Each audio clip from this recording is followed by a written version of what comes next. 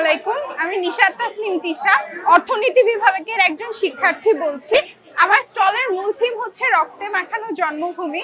মূলত জুলাই মাসে আমাদের দেশে যে অরাজকতা হয়ে গেল তার উপরেই একটি থিম। আমার ডিপার্টমেন্টের মূল থিম হচ্ছে আমার ডিপার্টমেন্টে যে সকল যোদ্ধারা ছিলেন তাদেরকে হাইলাইট করা। তাদের মধ্যে একাংশকে আমরা মূলত আনতে পেরেছি, বাকি সবাইকে আনা সম্ভব হয়নি।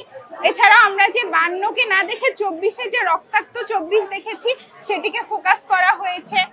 তারপর স্টুডেন্টদেরকে যেভাবে দমন করে রাখা হয়েছে সেটা বলা হয়েছে। মুগ্ধ এবং রিয়ামনির মৃত্যু পরবর্তী একটি কনভারসেশনকে আমরা তুলে ধরার চেষ্টা করেছি। তাছাড়াও এখানে পুলিশের গাড়ি আটকে যে আপুটা দাঁড়াইছিল তার একটি পোর্ট্রেট আনা হয়েছে। হাসিনার একটি বিখ্যাত সংলাপ বলা হয়েছে যে হাসিনা নাকি পালায় না। এছাড়া আমাদের মেধা নাকি কোনটা বেশি মূল্যবান সেটাকে হাইলাইট করা হয়েছে। আর সর্বোপরি আমাদের জেনজি, যাদের কথা না বললেই নয়, যাদের জন্য আমরা আজকে স্বাধীন দেশে বাস করতেছি, এবং সর্বশেষ এক দফা যে আমরা পদত্যাগ চাই, এটি ছিল আমাদের স্টলের মূল থিম।